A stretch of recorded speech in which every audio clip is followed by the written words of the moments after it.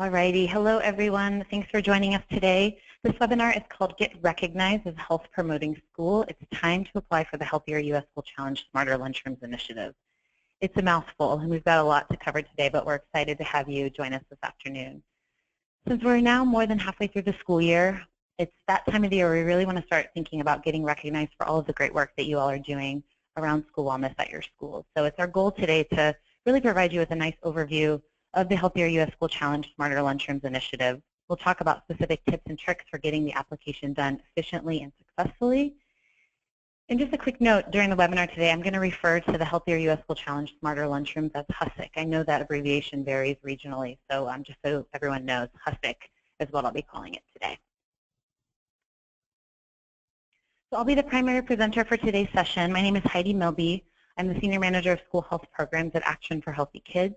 I also have my colleague Jocelyn Toney, who will be responding to your questions on the back end today. So please enter those questions as we go. Again, we're going to be covering a lot of information. I want to make sure we get all of your questions answered. Later in the presentation today, you'll also hear from Ann Strutman. She's a resource manager at Fair Oaks Elementary School in Brooklyn Park, Minnesota. That's a community near Minneapolis. So we're really excited to have Ann on the phone today. She's going to talk about her recent success in applying for HealthierUS and give you some general tips for success as you all complete your own applications as well. So a couple of logistics before we get started. So once you're linked in, you should see a control panel, which is usually on the right-hand side of your screen. You can either call in using your telephone or your speakers to listen to the presentation. I did mute everyone to avoid that static and background interference, though, so please use the question box for any questions or comments you have. That question box is at the bottom of your control panel. So we'll answer questions as we go along. Jocelyn will help with that. And then if we have some time at the end, we'll also answer questions in front of the whole group. Of course, if we're not able to get to your questions during the webinar today, we will make sure that we follow up with you one-on-one via email after the webinar.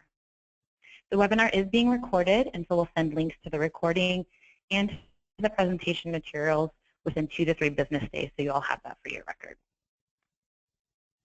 Let's take a look at today's agenda. First, I want to tell you just a little bit about Action for Healthy Kids for folks that maybe aren't as familiar with us in our organization. I'm then going to give you just a very brief overview of the HealthierUS School Challenge Smarter Lunchrooms initiative. We'll talk through each of the criteria, and then within each of those conversations, we'll talk about some ideas for action, and we'll physically look at the application so that you can get some tips and tricks for what are some things you need to make sure that you include on each page of the application. So if you do have a copy of the application in front of you, that would be super helpful as we go along today, so you can make notes to yourself and hopefully complete some of the application as we go along as well. And then as I mentioned, of course, at the end, we'll talk about Ann's work at Fair Oaks. We'll wrap up then with some additional resources and questions if we have time. So a little bit of background about Action for Healthy Kids. So that's our vision there on the screen. It really is a world in which every kid is healthy, every kid is active, every kid is ready to learn. And our network, which is more than 110,000 people all across the country, is made up of moms and dads and teachers, students, school and community leaders, really anyone who has an interest in school or child health, who have banded together to create healthier learning environments for our children.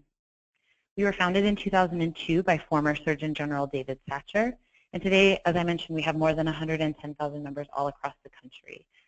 We also partner with dozens of professional associations, government agencies, corporations at the national, state, and local level.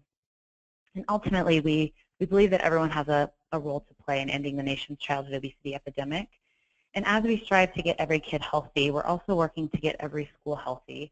That's why we're invested in the HealthierUS School Challenge Smarter Lunchrooms initiative. We really want every single school in the entire country, all 130,000 plus schools, to provide healthy foods, quality health and physical education, comprehensive physical activity, and we want them to do this by 2020. So we've got just a couple of years to make all of this happen. And that's why HealthierUS is such a great initiative. It's a really great way for schools to measure their success around each of those areas and follow those school wellness best practices to ultimately ensure that every student is healthy and ready to learn. So that's who we are. A quick overview about the HealthierUS School Challenge for folks that are new to the initiative. So HealthierUS is a voluntary initiative. It was established in 2004, and its intention is to recognize schools that are participating in the National School Lunch and Breakfast programs that have created healthier school environments. So schools that are awarded through HealthierUS commit to meeting the criteria throughout a 4-year certification period. And the criteria is consistent with school meal pattern criteria. So essentially, if your school is meeting meal pattern requirements, you're already well on your way to meeting HealthierUS application criteria.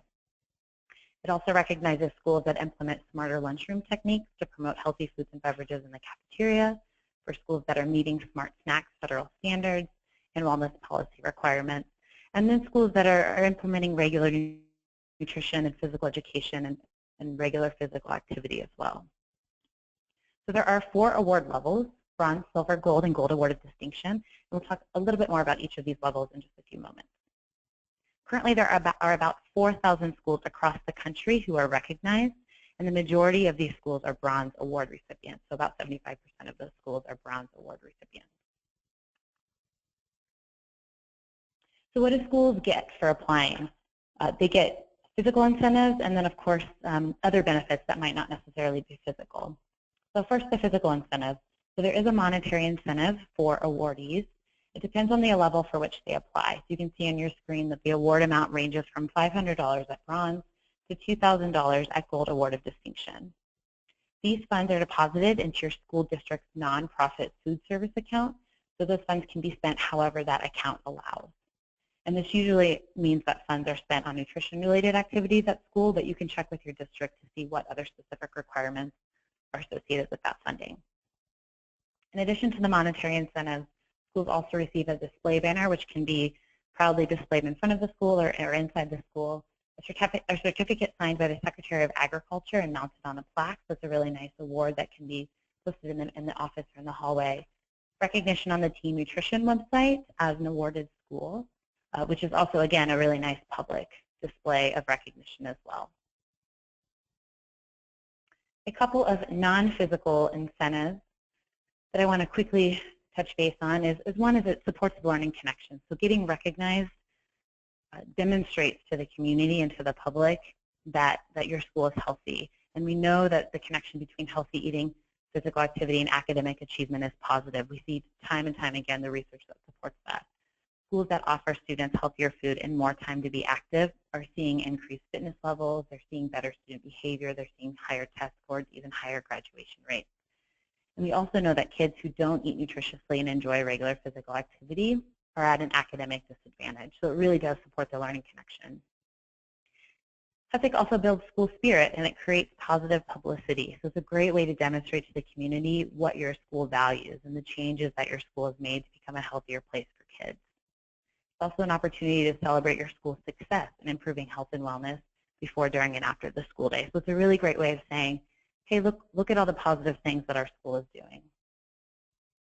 By receiving that positive recognition and building that school spirit, it can also increase the support for and momentum around school wellness. So it's a great way to tell others what you're doing and then in return get additional support from your administrators and from school staff.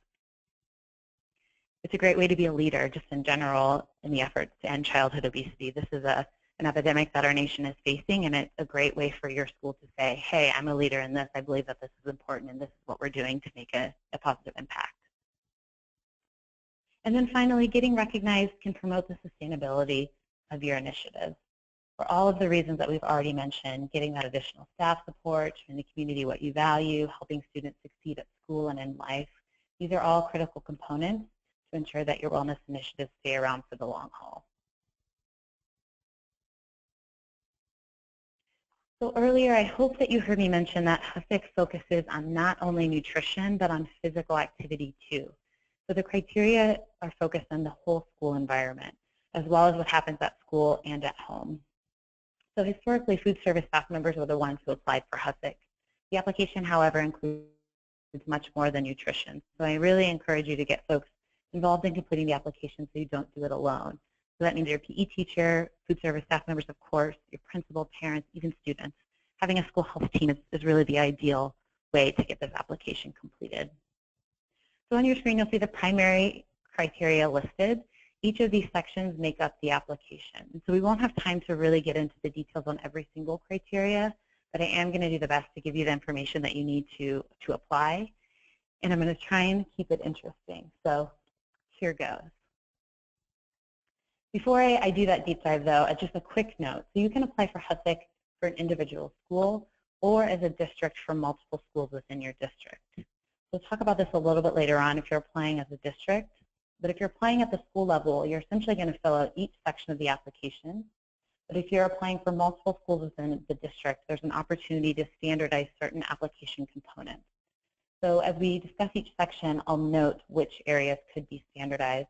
And we'll also talk a little bit more, as I mentioned, later in the webinar about other things needed to apply as a district. So keep that in mind. An individual school can apply or a district can apply on behalf of multiple schools. Alrighty, so let's go ahead and dive into the criteria. So first, I do want to cover the application cover page. This is page 3. There's a couple of things I just want to quickly point out on this page, things that in our review of applications we've noticed common mistakes that I want to make sure that you're aware of. So first, for the school name, this is how it will be written on all awarded materials. So make sure that you use the school name that you want to be displayed on those materials. So for example, if your school goes by Lincoln Elementary School, but your full school name is Abraham Lincoln Elementary School of the Arts, just make sure you choose the name that you want to see on those awarded materials. Next, grades in school. Make sure you list these out, K, 1, 2, 3, etc., as opposed to listing a range K through 12, just for clarity's sake, to make sure that it's really clear what grades are in your school. Contact person.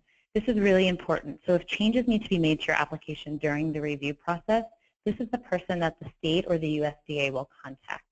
So make sure it's the right person and also someone who will respond to emails, especially during the summertime when it's really common to submit applications. You'll also notice that the next item asks for a phone number and an email. So just make sure that you include both of these things. You'll notice that this comes up throughout the application where it asks for 2 different things on the same line. So just pay attention to that. I'll try to point that out as we go along today. And then finally, complete the award type last. So as you complete the application, you may find that you want to apply for gold, but as you go along and you learn about the criteria, your school might only be ready for silver. So I recommend just in general to not check off anything here now, complete the application, and then go back and check off the one that you're actually eligible to apply for. If you have questions on this page, ask your principal. That's probably going to be your best bet in terms of who can get you the information you need. So let's move on to the general application criteria. For folks that are following along with us, this is page 5. So the criteria listed on your screen, these are for all award levels. So anyone who's applying for HealthierUS, regardless of the award level, must meet this criteria. So first, your school must participate in the National School Lunch and the School Breakfast Program. So if your school does not participate in the breakfast program but in the lunch program, have a conversation with your food service staff to see how you can start to participate in the breakfast program to be eligible. Schools must also meet meal pattern requirements and have no outstanding corrective action. So in other words, when someone reviews the school meal program from the state and they find that X, Y, and Z need to be adjusted, make sure that your school is in fact making the adjustments made so that you're in full compliance. The School Food Authority must also be certified for additional 6-cent reimbursement, which again essentially means that your school is compliant with regard to school meal requirements. Additionally, schools must be actively implementing a required number of smarter lunchroom techniques. So this is for any award level. We'll talk a little bit more about this in just a moment. And then schools must also be meeting federal smart snacks standards. We'll go into depth on this as well in just a couple of moments. And then finally, schools that apply must be enrolled as a team nutrition school. The good news is it's super easy to join. It's completely free. And it also gets you free benefits like nutrition education, materials, and resources. So if you're not sure if your school is enrolled, you can check out the online database using the link on your screen, which we'll share in the follow-up materials. It'll tell you who the primary team nutrition contact is, so you can make those adjustments as needed. This is something I recommend. It's a really easy way to get started on the application is to sign up as a team nutrition school. That way you can check at least one thing off your list before you get going. Let's briefly talk about average daily participation requirements. So for folks that are not familiar with average daily participation, or ADP, this is the average of the percentage of students that participate in breakfast and lunch programs. So on your screen, you'll see the criteria around minimum ADP rates in these programs to be eligible for the various award levels. So as you'll note in the chart, HealthierUS does not require an average daily participation rate for the bronze level. This is especially great for schools that have limited participation in their school meal programs, or schools that have populations of higher income that might, again, not be able to get those participation numbers. All other award levels, however, do have a minimum participation rate for both breakfast and lunch. You'll note that the lunch participation rates are a bit higher than the breakfast participation rates. So to meet any of the ADP requirements for a particular level, you must reach the established ADP for both breakfast and lunch. So for example, if your school meets the ADP requirement for lunch to apply for gold, but for breakfast you're only meeting the ADP requirement for bronze, you're not eligible to apply for gold. You'll have to apply for the lower award level.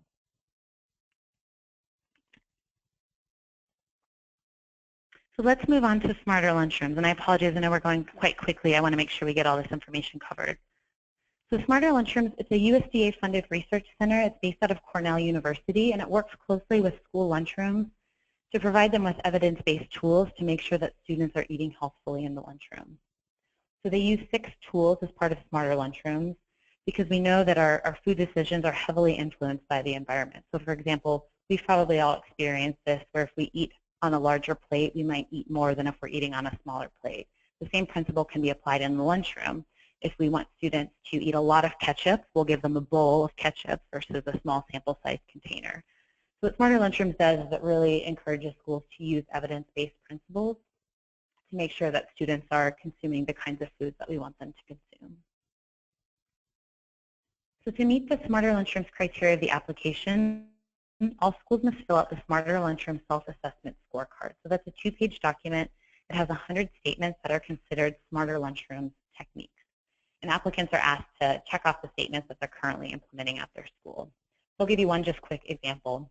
One of the statements on the scorecard is that daily fruit options are available in at least 2 different locations on each service line. So as you're observing your lunchroom, if this is in fact the case, that fruit is available in 2 different locations on every service line, you can check it off as something that you're doing.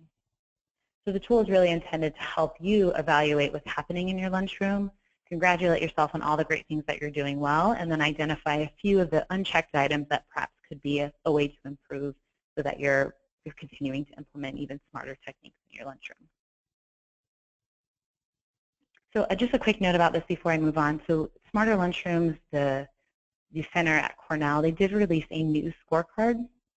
So it might be a little bit confusing when you're looking to complete this scorecard.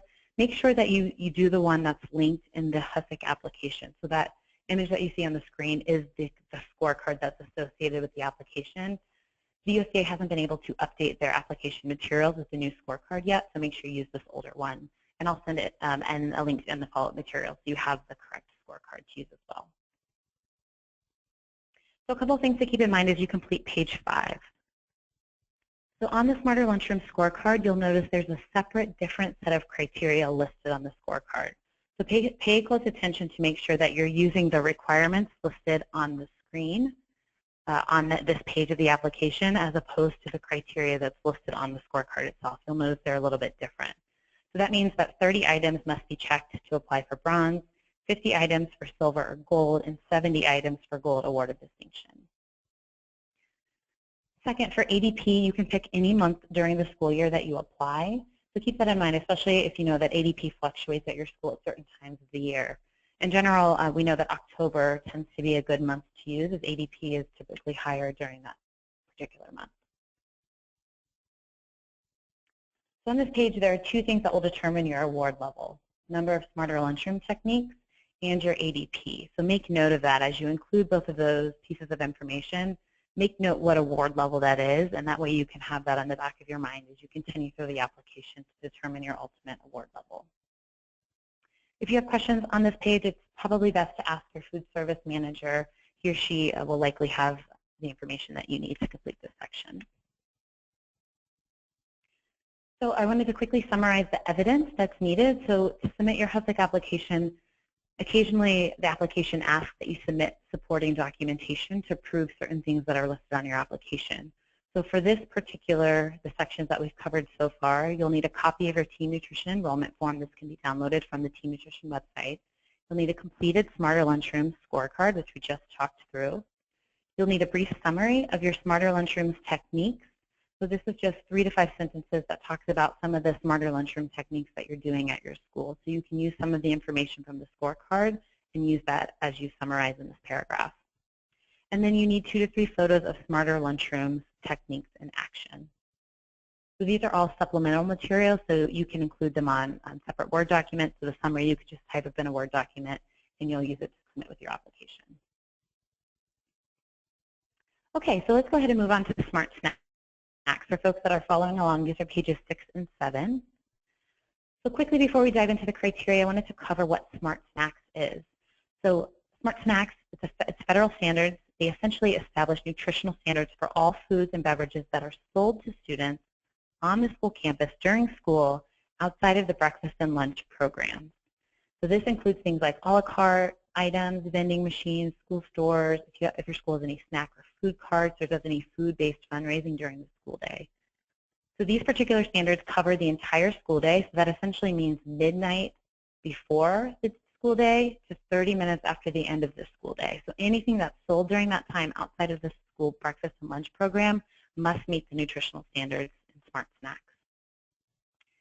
So that means Smart Snacks does not cover any foods that are served or shared, so not sold, but served or shared in things like celebrations or rewards, and any evening, weekend, or community events. For example, if your school has concessions at an athletic event that's outside of the school day, that would not need to meet the nutritional standards under Smart Snacks.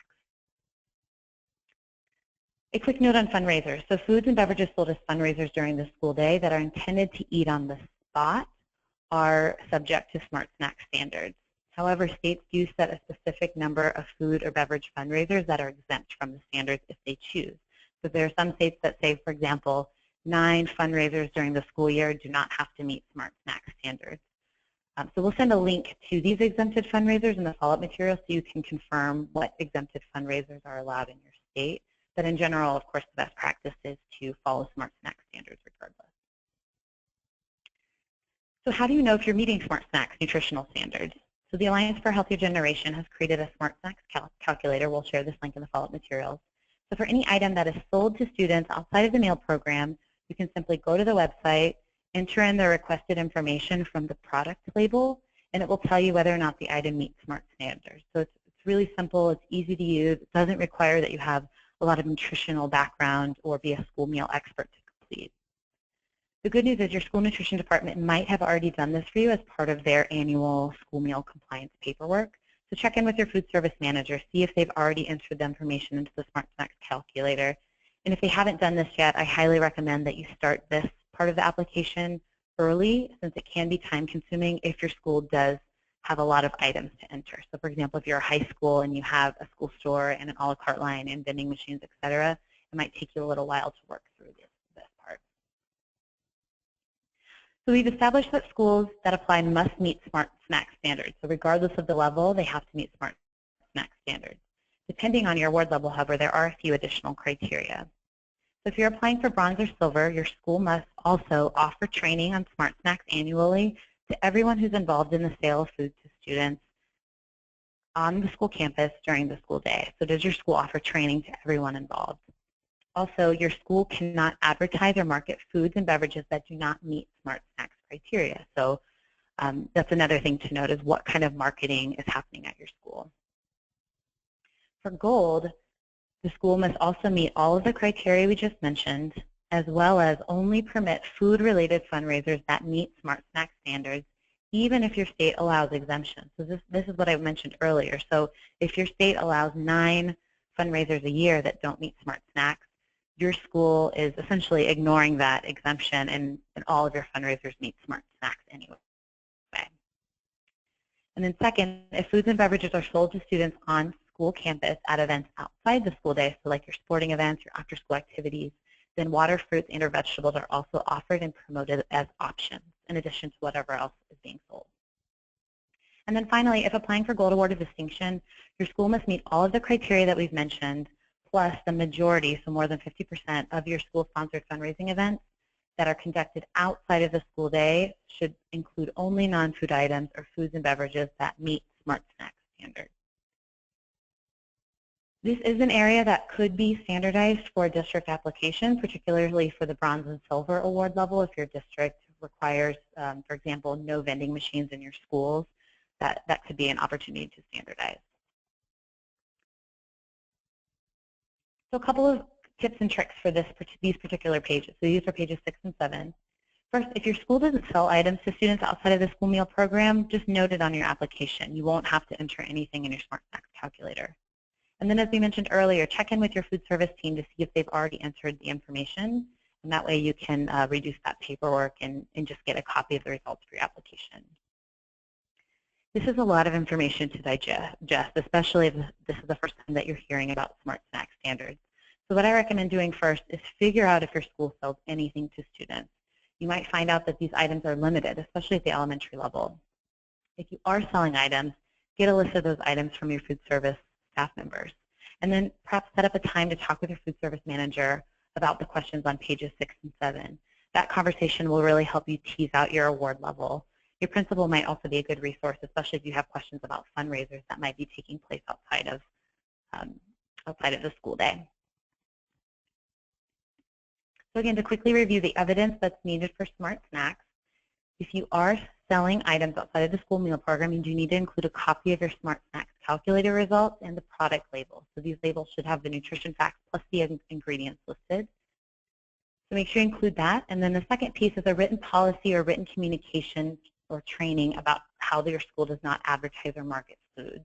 So this could be something as simple as a note from your principal. If it's listed in your wellness policy, you could just include a copy of that. If it was mentioned in a training, anywhere you can get that written documentation, that should be included with your application as well. If you're applying for gold, there are a couple of additional pieces of evidence needed. So for gold, a list of food-based fundraisers as well as the product labels of those foods being sold in those fundraisers. And then also a written policy or instruction describing that water, fruit, and or vegetables are offered and promoted as options. So in other words, for the criteria for gold, you essentially just need to prove with this supporting documentation that you're meeting those criteria. And then for gold award of distinction, there are a few additional pieces of evidence, a list of school-sponsored fundraisers during the past year. That way you can demonstrate that the majority of them conducted outside of the school day include only non-food items. So again, demonstrate that you're meeting the criteria. And then written policy or guidance that demonstrates that majority of the fundraising events conducted outside of the school day include only non-food items or food items that meet Smart Snacks. So that's a lot. There's a lot going on with Smart Snacks. It's one of the most time-consuming parts of the application if you do, in fact, sell a lot of things. So again, I recommend that you start that part of the application early. Let's go ahead and move on to nutrition education. So this is page 8. So let's first focus on the criteria for elementary schools. For all award levels, nutrition education must be provided to all full-day students in all grades. So it should be part of a systematic and structured unit of instruction, which essentially means that it should be planned out, integrated into the school day, as opposed to kind of a random single lesson given here and there. Additionally, nutrition education should incorporate team nutrition curricula and materials, so we had referenced team nutrition earlier. And then finally, nutrition education should use multiple channels of communication. So there are 3 primary channels the application looks at. How is nutrition education provided in the classroom, in the cafeteria, and for parents at home? So this is another area that could be easily standardized if your district, for example, has a nutrition education curriculum or has a scope and sequence or something around the requirements for schools in your district around nutrition education. So let's move on to the criteria for middle school. So you'll notice several differences. To qualify for bronze or silver in middle school, nutrition education must be offered in at least 1 grade during the school year. And then for gold and gold award of distinction, it should be offered in at least 2 grades. And then for all award levels, nutrition education should incorporate the latest dietary guidelines for Americans, information on MyPlate, and then like elementary schools, team nutrition materials should also be incorporated, and the school should utilize those 3 channels of communication I mentioned earlier, classroom, cafeteria, and at home. So if you're not familiar with the team nutrition materials or the dietary guidelines for Americans, check them out after the webinar. I know it sounds really complicated, but essentially if you're teaching what is currently out there and recognized as nutrition education best practice, you'll be set up for success for this section. So finally, nutrition education requirements for high schools. So for all award levels, nutrition education must be offered in 2 courses required for graduation, so that's key here. It should still be part of that structured and systematic unit of instruction within those courses, and it should be consistent with dietary guidelines for Americans in My Plate, so very similar to what we just mentioned for middle school. It should also be provided through those 3 channels of communication: classroom, cafeteria, and at home. The key difference here is that high schools are not required to use teen nutrition materials, primarily because those materials are targeted to elementary and middle school. So there is a resource that Teen Nutrition offers called the Super Tracker High School Lesson Plan. So that's something that you can check out if you're a high school and you're looking for additional resources to teach nutrition education. So a couple of tips and tricks for page 8. First, if you're applying for an elementary school, make sure you note how all grade levels receive nutrition education. So within those grades boxes, make sure you cover every grade level that is a full day grade level at your school. Also, make sure in the description area that you are really clear on what are you doing around nutrition education. Keep in mind that the reviewer doesn't know that you meet the criteria, so include as much information as possible. You can include other pages as attachments if you run out of space. Second, just be clear to describe how all 3 communication channels are used. So for elementary, think about how is it offered in the cafeteria, how is it offered in the classroom, how is it offered at home. Make sure you keep that in mind. We've already talked about including details in your description. So here you can include resources that you use, materials, curricula, how many minutes, is it a unit that lasts for 6 weeks. Give as much detail as you can here so that the reviewer can really understand how it's being provided. If you have questions, it's a little bit tricky because nutrition education could and really should be happening all across the school building. So start with your PE teacher, your health teacher, science teacher. Start with them to see how it's provided in the classroom. Talk with your food service manager, see how it's provided in the cafeteria. And then at home, you can check with office staff if you have a website or social media or school newsletter. Those are common avenues to share information at home, and folks might be able to help you as well. Let's move on to physical education. These are pages 9 and 10 for folks that are following along with us. So first, for elementary school. For bronze and silver, schools must provide a minimum average of 45 minutes per week.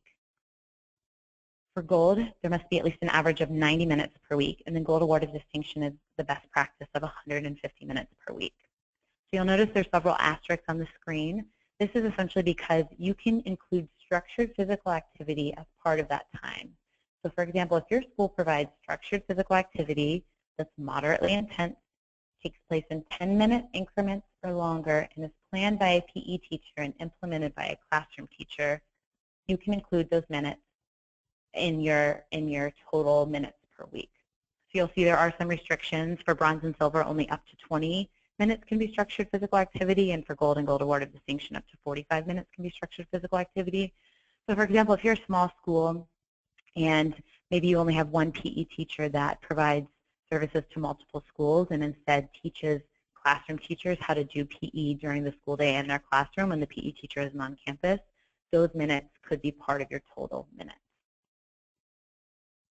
If your school does block scheduling or another unique scheduling system, make sure you average minutes over the course of the school year. So this can be kind of complicated. Our state coordinators are available to help with these calculations. So I'll give you the contact information at the end of the webinar if you want to reach out and ask for some help with those calculations. Moving on to middle school, so it's required that structured PE is being offered in at least 2 grades, and then for high school, for all award levels, that it's, again, offered in at least 2 courses for high school. So in order to complete these pages 9 and 10, just a couple of tips and tricks. So you'll notice one of the pages is for elementary only and one is for middle and high schools. You don't need to complete both, of course, unless you're applying as a K through 12 or another combined school. So go ahead and just, if you're an elementary school, just skip the middle and high school page. You don't even need to worry about it. For elementary schools, make sure that you include a description again for all grade levels, just like with nutrition education. Be detailed in your application, of course. Describe activities that you do in PE class, how it's structured, any curricula that's used. You do fitness assessments, any kind of detail that will help the reviewer understand what your PE programming looks like. And note that this section is only for PE. So if your school offers recess or before school running program or another physical activity program, that should not be counted as physical education. There'll be an opportunity for you to include that on the physical activity pages. Speaking of which, let's go ahead and move on to physical activity. This is page 11. So again, first, the criteria for elementary schools. So for all award levels, you must offer daily physical activity opportunities to students. So this could include recess, walking clubs, biking clubs, intramural programs, if your school has a walk-to-school program. Such opportunities for physical activity are not the same as physical education, so make sure PE is not included on this page. Also, if you decide to use the structured physical activity option as part of your PE minutes, like we just discussed, make sure you don't include those minutes on this page too. We can't double dip. And then the criteria for middle and high schools for all award levels, the school provides students in all grades opportunities to participate in physical activity. So this could be, again, intramurals or activity clubs throughout the school year. And in addition, your school actively promotes participation in physical activity. So something to keep in mind here is if your school offers varsity sports or competitive programs that require tryouts, you should not list those on this page. This is really intended for what physical activity opportunities does your school offer that is geared toward all students. A couple of other just quick notes, tips and tricks for page 11. Only include those regularly occurring physical activity opportunities. So for example, if you decided to host field day this year, don't include it on there if it's just one day out of the year. However, something like recess that happens regularly should be included here.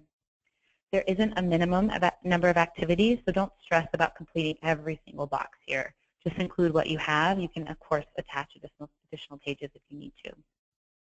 And then questions, I would start with your principal. You can also ask your PE teacher, but this is something where there might be multiple folks involved, so the principal might be a good place to start to get some of those questions answered. Moving on to local school wellness policy. We're almost there, just a couple more application sections to cover. So local school wellness policy, this is for all award levels, for all grade levels. This is, the application will essentially ask for ways that your school is implementing your wellness policy. So it'll ask for you to list 3 ways your school is meeting your wellness policy goals. It'll ask for you to describe how folks are involved in your wellness initiatives. So for example, do parents receive a letter about healthy celebrations each year?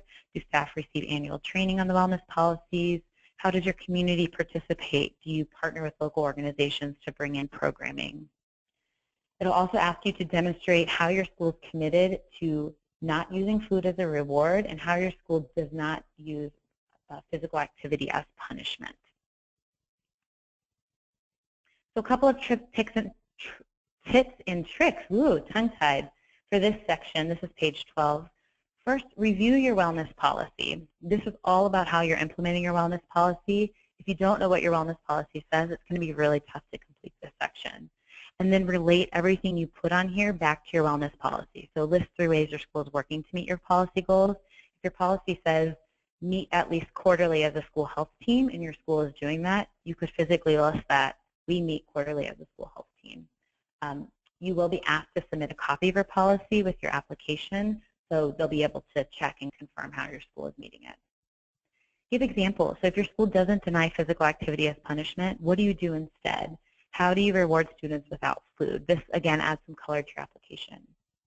And then if you have questions about this section, ask your principal or your school health team. They're typically the good folks to go to for this. As I mentioned, only 1 piece of evidence is needed for this section, and that is a copy of your district wellness policy. Okay, we've reached the last component of the application. This is other criteria for excellence. So there are 3 categories within other criteria for excellence. You can see them listed on your screen. I'm not going to have a chance to go through every single one of these categories, but I do want to give you a couple of examples of the types of things that are included within each category. So first, for program outreach excellence, an example of something included on there is if your school is implementing a school breakfast program. So if your school is doing something like breakfast in the classroom or grab and go, or you have vending machine reimbursable breakfast. That's just an example from program outreach excellence. For excellence in school and community involvement in wellness efforts, a couple of examples there is if your school offers an after-school class or a workshop focused on healthy cooking techniques. So this could be something that's done weekly or monthly, quarterly, seasonally. So that's one option. And then another one is if students are engaged in wellness efforts and if they have an opportunity to provide input on school food. So especially if you're a high school, for example, if you have a student wellness team, this is something that you could check off as something that you're doing. And then finally, for school food service excellence, an example is that your school is implementing at least one aspect of farm to school. So does your school have a school garden? Do you do field trips to local farms? If you are, that is an example of something you could check off within this section. So in order to meet the bronze level, you have to check off 2 of the 14 options. For silver, it's 4 options, gold is 6 options, and then gold awarded distinction, you have to check off at least 8 options within at least 2 of the categories we just discussed. It's a little bit more complex for gold awarded distinction. In our experience, to hit the 2 of the 14 options is relatively easy for schools, especially if you have school breakfast programs and other kind of district-wide initiatives to increase participation in school meals.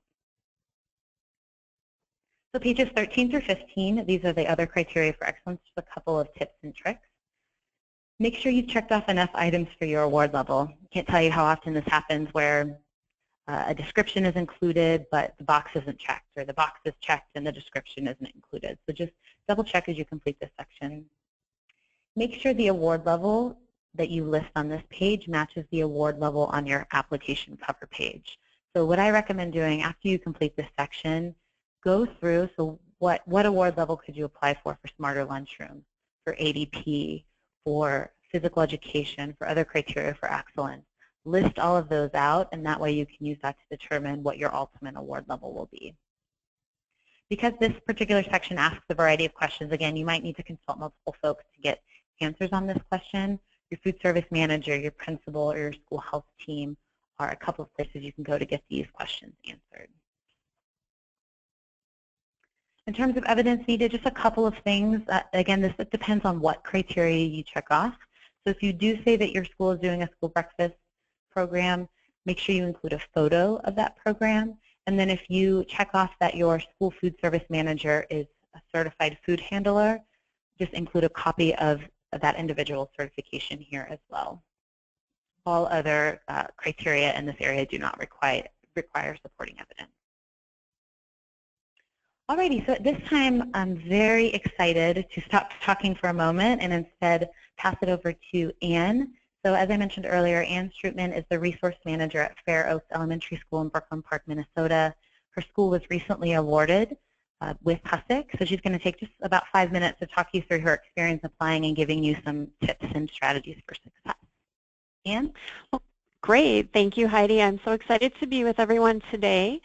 As Heidi mentioned, we applied for the certification in 2016. We actually started the process really back in August. Our state liaison with Action for Healthy Kids brought it forward to us.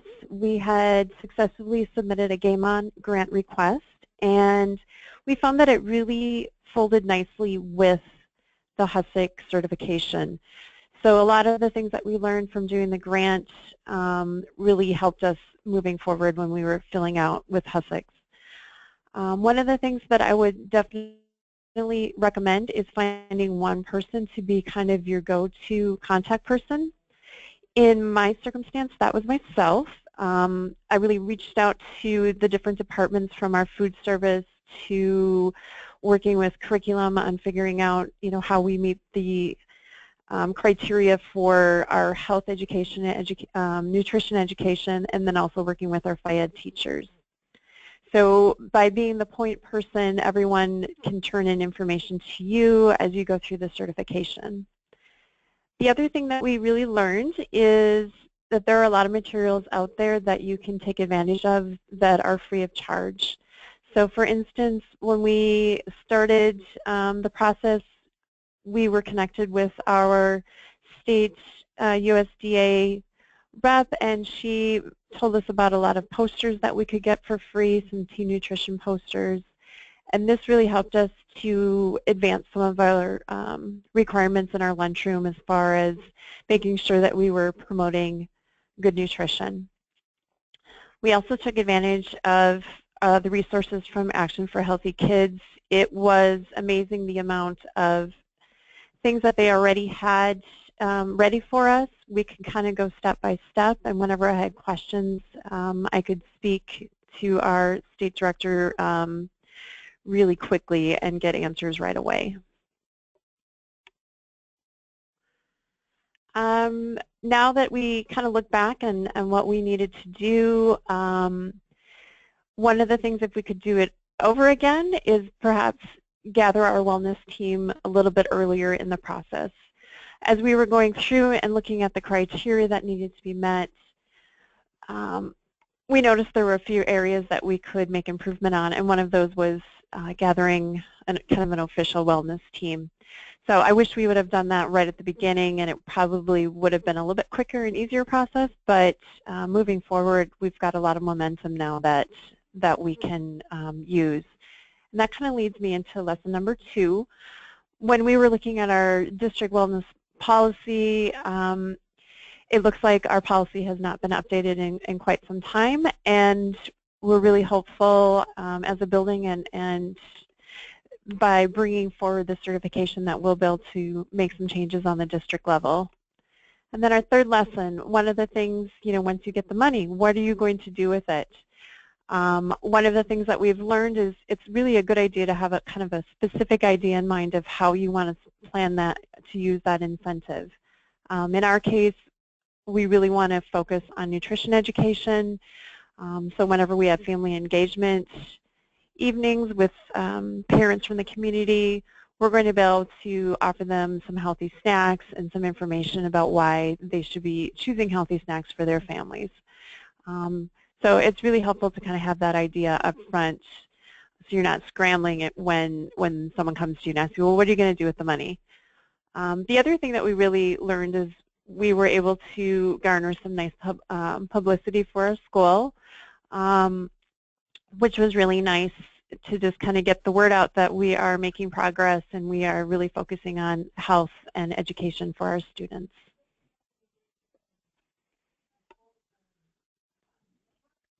Great, thanks so much, Anne. I want to take a moment and just pause and see, Jocelyn, are there any questions that have come in specifically about the things that Anne mentioned or her work to apply at Fair Oaks?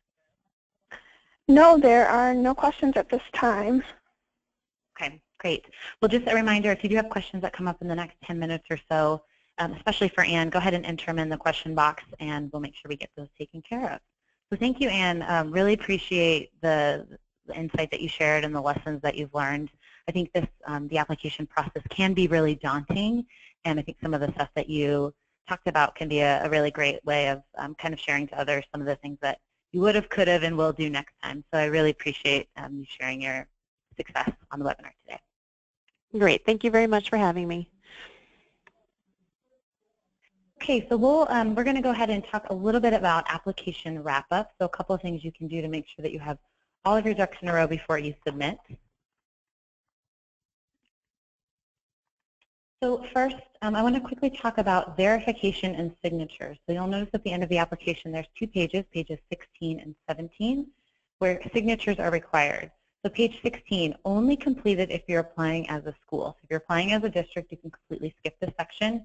You'll notice it asks for signatures of various folks that are listed here on your screen. The intention here is that these individuals have reviewed the application and verify that what is listed on the application is correct. So I highly recommend that you include these folks as part of your team to complete the application. That way, kind of doing 2 things at once, getting them to verify and including them in the process. So that's something that, as a school, you want to make sure that you complete page 16. Page 17 is only for those applying as a district. So you'll want to get 3 district signatures, the superintendent, food service authority, and then a representative of your district's parent organization. So again, page 17 is really only intended for districts. A couple of quick notes on both of these pages. Please pay close attention. Sometimes the lines ask for a name and an address. Sometimes they ask for a name and an email address or a name and a phone number. It varies depending on the signature. So just make sure you pay close attention and include the appropriate information there. There are 2 ways to submit. Disclaimer, before I tell you the 2 ways, I highly recommend that you contact your state child nutrition agency to determine what way they prefer it. You can submit in a binder, so everything printed out, and submit that, physically mail it to your state child nutrition agency. However, most agencies today really prefer electronic applications that you can email. A couple of suggestions just logistically for this is make sure you clearly label your supporting evidence. So for nutrition, or for, I guess a better example is other criteria for excellence, make sure you include that in the title so that it's really clear what your documentation is supporting what criteria. Another thing is sometimes it's a lot to email and it doesn't always go through because there's so much information to attach. So I also recommend either uploading things to something like Dropbox so that you can have everything in one place and it's easy to share, or to send in multiple emails just to make sure that everything gets submitted and nothing gets bounced back. I mentioned earlier we talked a little bit more about applying as a district. So a couple more things on this. If you are applying as a district, you will need to download and complete the school district or the district school list form. So this is a sheet, very simple, that asks you to list out every school that you're applying for. It has things like provide the contact information, the ADP, school address. It's a really nice kind of summary sheet of all the schools that are included in the application. As I mentioned before, you should look at the application to see what areas can be standardized. So for example, what I've seen work really well with districts is they create a standard application where if nutrition education, for example, is standardized, they will complete nutrition education on behalf of the school.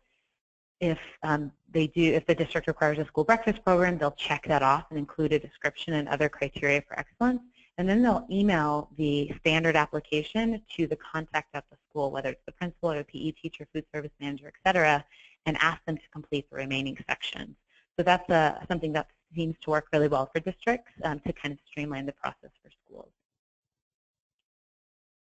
Schools do need to complete certain components. So a district cannot standardize every single component of the application. I've listed a couple things on the screen of things that schools will definitely need to do. So every school will have to join Team Nutrition. Every school will need to complete a Smarter Lunchroom self-assessment scorecard, et cetera, just because there are those individual school differences that we need to account for in the application. So keep that in mind. Make sure that you do have a reliable school-level contact that can be the person that can gather all of those additional materials for you. The application submission process. It looks confusing. There's a lot going on there, but I want to quickly show you. So if you're a school applying, so not a district, a school, schools can submit directly to the State Child Nutrition Agency. The State Child Nutrition Agency will then review your application, provide feedback or additional needs directly to the school. When these have been addressed, send it back to the State Child Nutrition Agency, and then they will send it to the USDA. So either the USDA regional office or the USDA national office. This depends on the award level. The USDA will do a second round of review, and then they'll process the application to become certified. Once the school is certified, schools will get notification, the award incentives, and the monetary incentive then will be dispersed to schools. If a district is applying, the district and the school will go back and forth to make sure the district has the required information to submit the application. So as I mentioned previously, the district might create the standardized application, send it to the school will send it back, and then the district will send all information to the State Child Nutrition Agency. Then the process is similar from there. The State Child Nutrition Agency always does the first round of review, will work with the district to make any changes, and then the state will be the one that sends it to the USDA. Really quickly, just wanted to give some tips on receiving your financial award.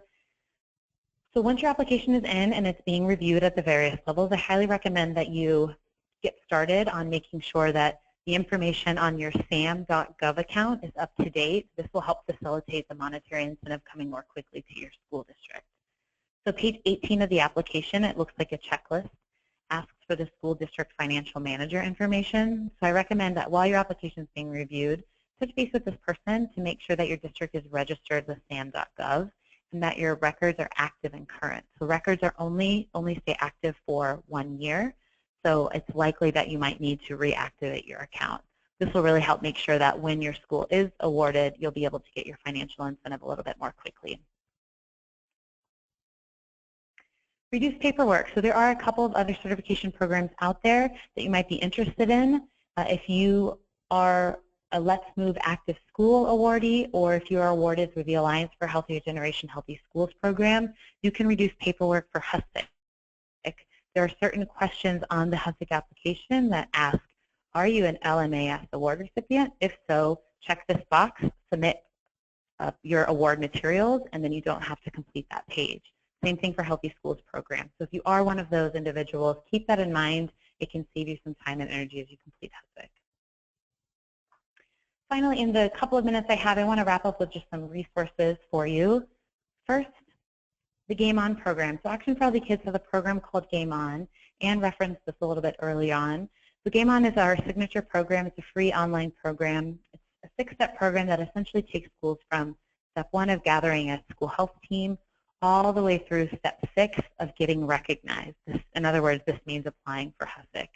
What we found in our research is that schools can go through each of these 6 steps in anywhere from less than a year to up to 3 years.